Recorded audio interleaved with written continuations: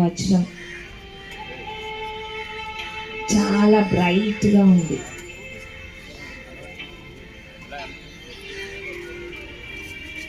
ఇది రెండు కనుబొమ్మల మధ్యన ఆత్మ నేను ఈ చెవుల ద్వారా వినే శక్తిని కూడా నేను నవ్వుతూ ముఖమే స్థితిలో పెట్టుకోండి. బటర్ఫ్లై శ్వాస మన తొడల దగ్గర గమనిక పెడదాం. శ్వాస తీసుకుని వదులుతూ గమనిద్దామండి. మరలా ఇంకొకసారి బటర్ఫ్లై చేద్దామండి.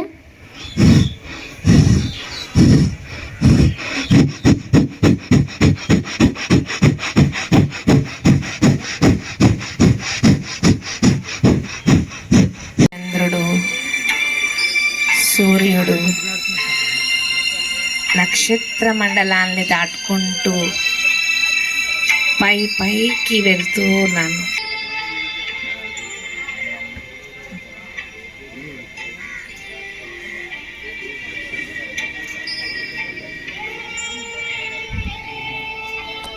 మరి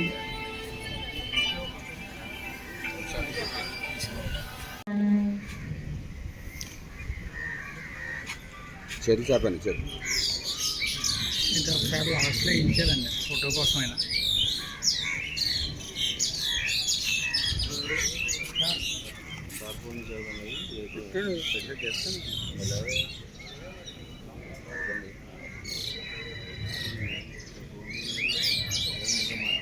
నెమ్మదిగా కుడి వైపు తిరిగి పడుకుందామండి.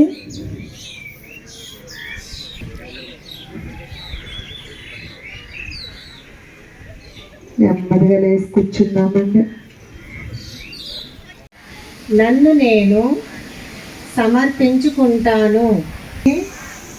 దాని అత్యున్నత స్థానానికి చేరుకుంటుంది మరియు సామరస్యాన్ని పెంపొందించడానికి నేను నాకు, సమాజానికి మరియు ప్రపంచానికి నా కర్తవ్యాన్ని నిర్వర్తించడానికి 100% కట్టుబడి ఉంటాను. తీసుకుని వదులుతూ గమనిస్తూ ఉంటాము.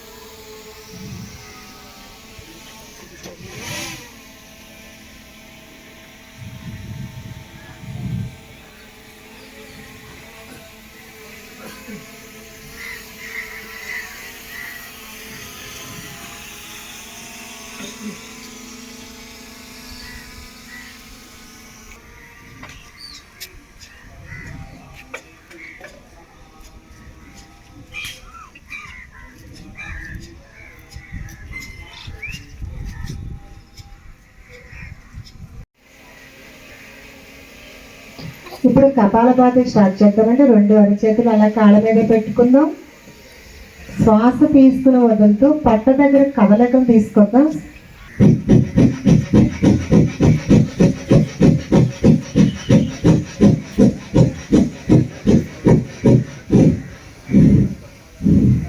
రిలాక్స్.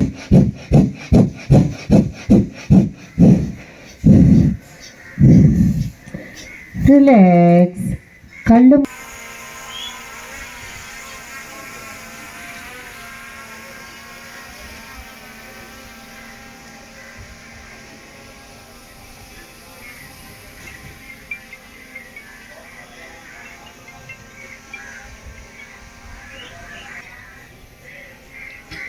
నాడి మధ్యమ వేలు 2 నుదుట మీద పెడదాం. ఉంగరపేలు చిటికిన వేలు ఎడమ నాసిక రంధ్రం మీద పెడితే మెమరీ పెరుగుతుంది. ఇది హెడేక్ ఉన్న వాళ్ళు మనం తీసుకునే గాలి మనం వదిలే గాలి మనకు కూడా వినపడకూడదు, అంత స్మూత్గా తీసుకోవాలి. బాడీని బిగబెట్టకూడదండి. 2 ముక్కురంధ్రం ద్వారాగా గాలి తీసుకుందాం, 2 ముక్కురంధ్రం ద్వారాగా గాలిని వదులుదాం.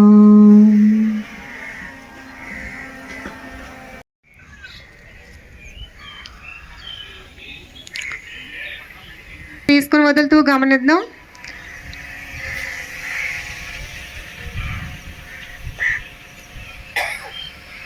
తెచ్చుకుంటే వాడద్దు, తెచ్చుకోబట్టి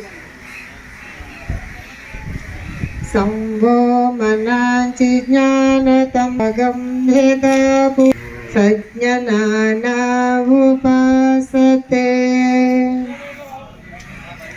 2 అరచేతులు మనకు తొడల మీద పెట్టుకుని శ్వాసని, మనసును, శరీరాన్ని గమనిద్దామండి.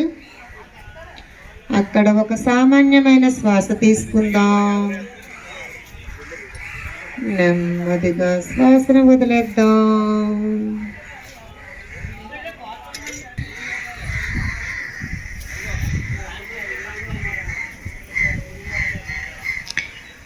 నడుము మీద చేతులు పెట్టుకుందామండి. బొటన వేళ్ళు ముందు భాగాన్ని పెట్టి 4 వేళ్ళు వెనక భాగాన్ని తీసుకొద్దాం. ఇప్పుడు శ్వాస తీసుకుంటూ తలని వెనక్కి తీసుకెళ్దామండి. శ్వాస వదులుతూ ముందుకి, మరలా ఇంకో సామాన్యమైన శ్వాస. ఇప్పుడు రైట్ సైడ్కి తలను తిప్పుదామండి. శ్వాస తీసుకుందామండి, నెమ్మదిగా వదులుదాం. ఇప్పుడు మధ్యమనకు తలను తీసుకొద్దాం.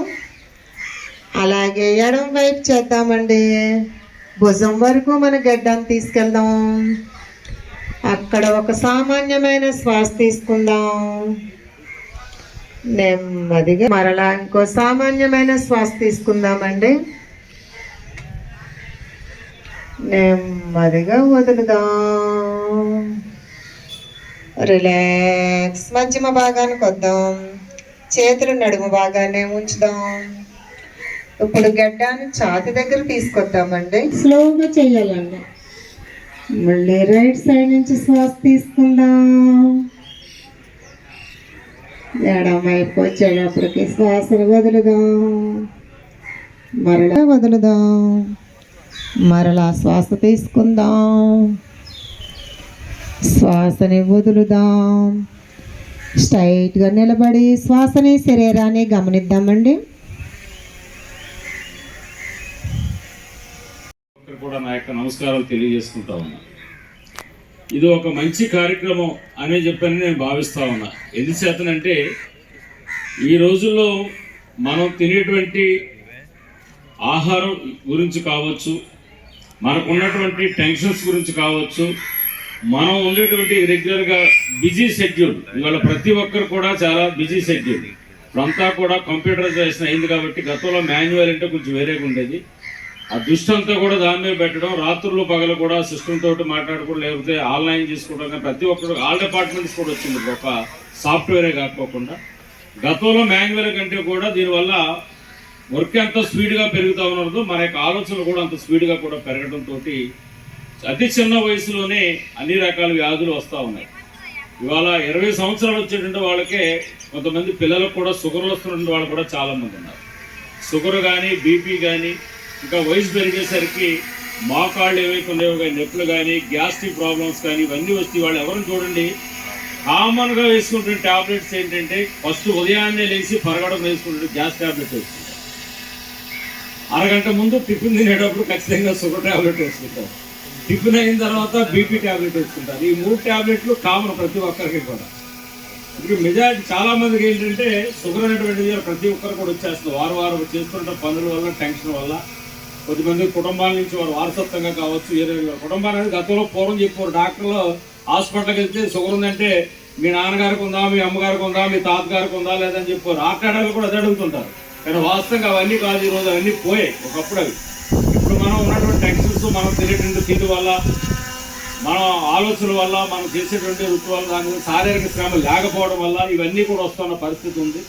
కాబట్టి ఇవాళ ఎక్కడైనా సరే మనం చూస్తుంటే కనుక ఉదయాన్నే కానీ సాయంత్రం కానీ చూసుకుంటే ఇంటి దగ్గర రిటైర్డ్ అయిపోయినటువంటి వాళ్ళు కొద్దిగా రిలాక్స్ ఉన్నటువంటి వాళ్ళు మాత్రమే ఉదయం సాయంత్రం కూడా వాకింగ్ చేస్తున్న పరిస్థితి కనపడుతూ ఉంది. కానీ నిజంగా లైఫ్లో బిజీగా ఉన్నటువంటి వాళ్ళు ఎవరు కూడా వాకింగ్ కానీ ఇతరు కానీ అక్కడ చేయట్లేదు. ఇప్పటికీ కూడా 70-80 సంవత్సరాల వయసు పూర్వీకులు చూస్తే వాళ్ళు ఎటువంటి ఇబ్బంది లేకుండా ఎటువంటి అనారోగ్యం లేకుండా యాక్టివ్గా తిరుగుతున్నారు. కానీ ఇప్పుడు ఉన్నటువంటి జనరేషన్లో చూసుకుంటే ఈ అన్ని రకాల వ్యాధులు కూడా వస్తున్న పరిస్థితి ఉంది. దానికి శారీరక శ్రమ లేకపోవడంతో పాటు మనం తినే తిండి, మనం పడే టెన్షన్స్. కాబట్టి ఇవన్నిటినీ అధిగమించాలంటే ఖచ్చితంగా మనం రెగ్యులర్గా ఏదైతే మనం వాకింగ్ కానీ ఇతర డ్రైవర్లు ఏదైతే చేస్తాం దాంతోపాటు యోగా కూడా చాలా ఇంపార్టెంట్. ఆ ఉద్దేశంతో ఇటు కేంద్ర ప్రభుత్వం కానీ రాష్ట్ర ప్రభుత్వం కానీ దీన్ని ప్రత్యేకంగా దృష్టి పెట్టి ఇట్లా చేయాలని చెప్పిన ఆలోచనతో 1 month అన్న ప్రోగ్రామ్ ఇచ్చి మనం మీ అందరికి కూడా కొంత ట్రైనింగ్ లాగా దీన్ని అలవాటు చేస్తే కనుక ఫ్యూచర్లో ప్రతి ఒక్కరు కూడా అట్లా చేసుకుంటూ మన ఆరోగ్యాన్ని మనం కాపాడుకుంటాము, మన రిలాక్స్ ఉంటుంది మైండ్, ఏ పనైనా ఈజీగా చేసుకోగలుగుతామని చెప్పిన దాంతో కేంద్ర రాష్ట్ర ప్రభుత్వాలు ఈ నిర్ణయం తీసుకుంది. మీరు ఉదాహరణకి మోదీ గారిని కానీ చంద్రబాబు గారిని తీసుకోండి, వారిద్దరు వయసు కూడా సమకాలీకుల వయసులో వాళ్ళిద్దరు కూడా.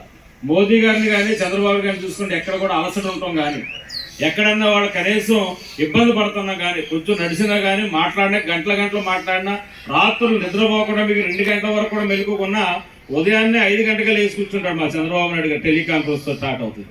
కాబట్టి వాళ్ళ ఉందంటే కారణం ఏం లేదు, ఫుడ్ కంట్రోల్ చేసుకుని ఏం తినాలో ఏం తినకూడదు తినటం, రెండోది యోగా చేయటం. నాకు తెలిసి వాళ్ళు వాకింగ్కి వెళ్ళడానికి ఇతర గంట కూడా టైం ఉండే పరిస్థితి వారు ఎవరు కూడా ఉండదు. యోగాతోటే వారు సంపూర్ణ ఆరోగ్యాన్ని చేసుకుని వారు ఇవాళ రాష్ట్రాన్ని ఇటు కేంద్రం మన దేశాన్ని కూడా పరిపాలన చేయగలుగుతున్నారంటే వాళ్ళు యోగా వల్ల చేయగలుగుతారని చెప్పని నేను నమ్ముతూ ఉన్నా. దయచేసి మీరు కూడా దాన్ని నమ్మండి.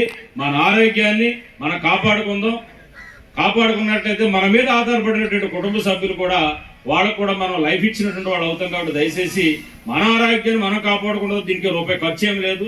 ఉదయాన్నే ప్రతిరోజు కూడా ఒక అరగంట చేయగలిగిన వాళ్ళు అరగంట, లేకపోతే ఇంకెంత టైం చేయగలిగిన వాళ్ళు దీన్ని కేటాయించి కొంచెం దానికి మనం యోగాసనం చేసుకున్నట్లయితే కనుక ఆరోగ్యాన్ని కాపాడుకుంటాము, వ్యాధుల నుంచి కాపాడుకుంటాం. కాబట్టి దయచేసి ప్రతి ఒక్కరు కూడా దీంట్లో భాగస్వాములు కానీ ఇటువంటి